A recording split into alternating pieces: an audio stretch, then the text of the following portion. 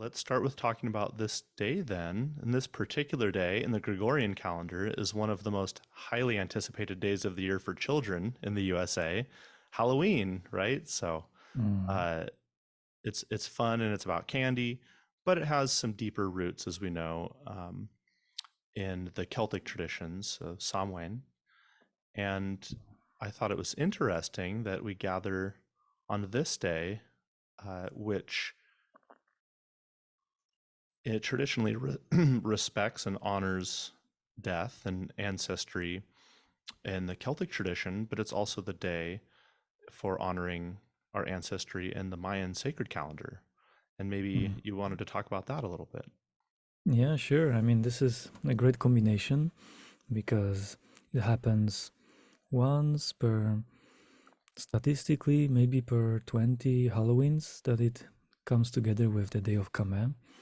And we know that we bring together today the qualities of Mayan understanding of death, life, and transformation, and the traditional, yes, European for sure, roots for many cultures of celebrating the ancestors.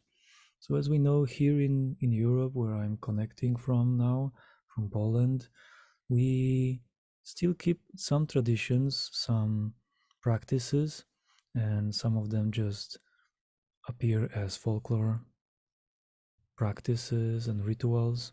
And in the past, before Christianity, here we had a lot of fires burning in different sacred places, especially to bring light to those who passed away. And also, we had many practices in daily life, in daily activities, especially in that day when we and our ancestors, our elders from Slavic and Germanic and Celtic traditions, perceived this time of having this thin line, thin border between the life and death, believing that the dead can visit us in terms of being spirits and in visions, and that they can come and see how we are doing. So here in Poland, for example, in that day, the most traditional people, they would abstain from doing activities that would scare away the dead. So in that sense, that in this day we would not use any sharp objects, no work with needles, no work with knives, no celebrations like no music, no dance, all the taverns would be closed, and being very mindful of what we are doing that day, not even to prepare certain types of food, anything that could disturb spirits around was prohibited on that day. So we'll just remain silent for the whole day and being aware, very sensitive to the movement around, to see that maybe and feel that maybe some ancestor wants to visit us. So we need to be, very receptive for that. That would be the old ways here. And nowadays, when we combine the light bringing to the dead, we combine it with the tradition of All Saints, and we bring light to cemeteries. So, in example, Polish cemeteries are full of many, many lights. We bring flowers and a lot of candles to the graves.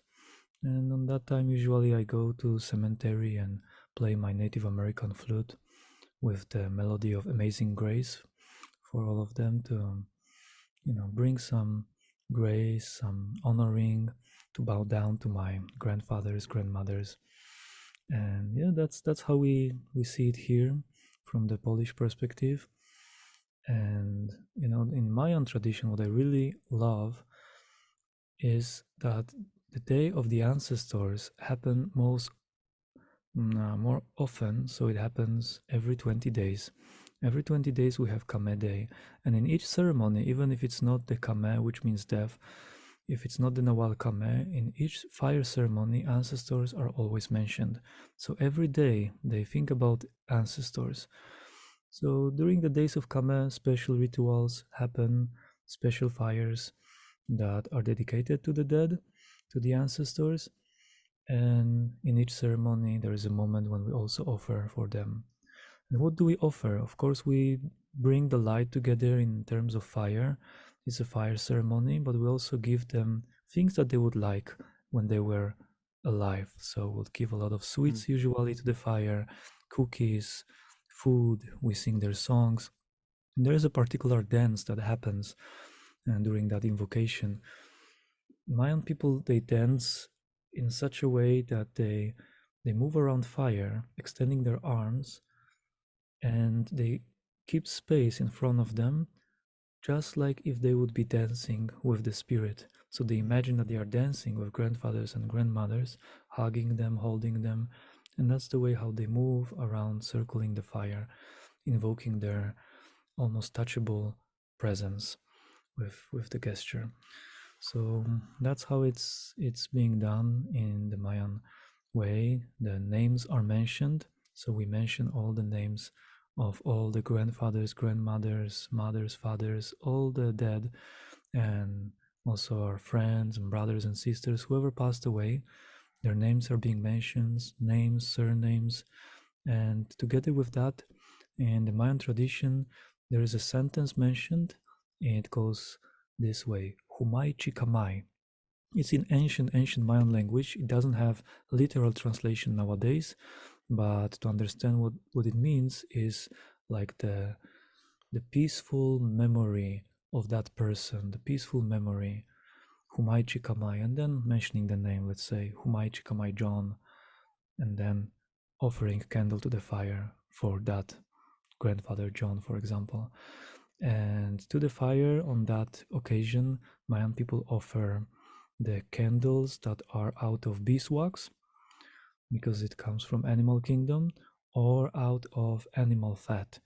So that way, something that belongs to the dead body of an animal is being offered to the fire, and as well as alcohol, the spirit, to offer to the spirits, some sugar, and tobacco, because that's how they connect with them, through tobacco, through alcohol, and sweets.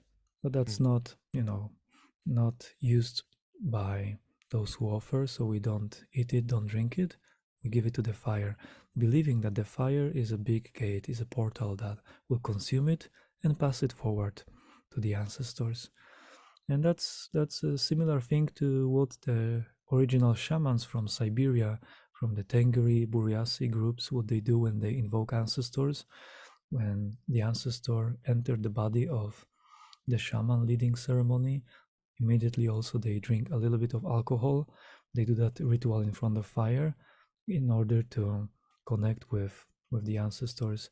And usually in that fire, for the Mongolian and Siberian traditions, they also offer some parts of, usually deer, parts of animal, to feed the ancestors.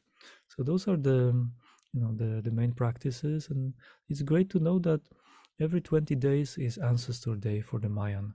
It brings Mm. that kind of feeling that we don't need to wait the whole year to remember them, but we can do it more often to focus on all the good that comes from the ancestors. Mm.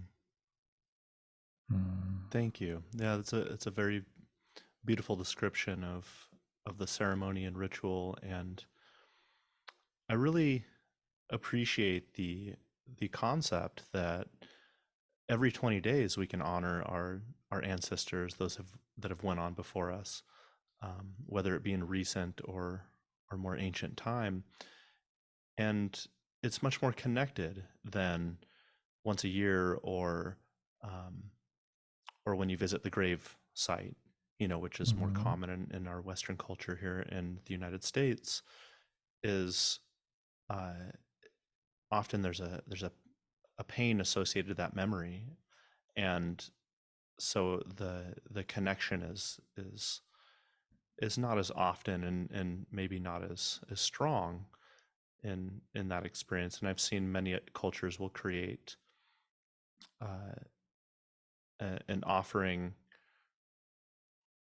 place an altar on their altar for their loved ones as they've passed along in many different cultures. And And that's that way of, whether it's lighting the incense or doing the fire ceremony, it's a way of staying connected to those that we Mm-hmm. love, because the love doesn't fade.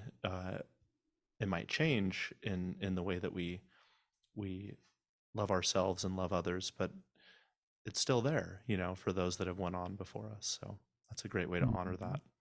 And speaking of that, so would you repeat the ancient Mayan phrase again? Humai chikamai. Humai chikamai.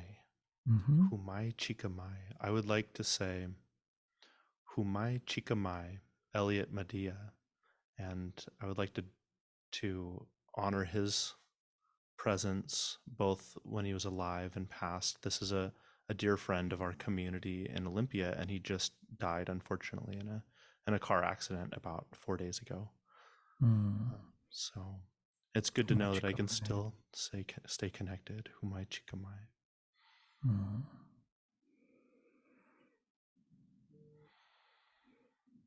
Such a bright flame.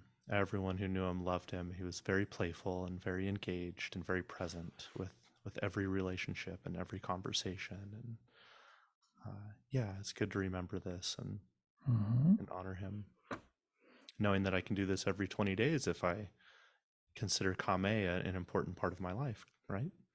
Mm-hmm. Yeah. So maybe let's talk about Kame a little bit. What is your interpretation of that? Because I hear, you know, people say death, and then I hear people say transformation, and those are just like two words, right? So there's so much depth to every Nawal or day sign that yeah, I'd like to hear what your interpretation is in a little bit more depth than just death, because that can mean so many different things to so many different people. Mm.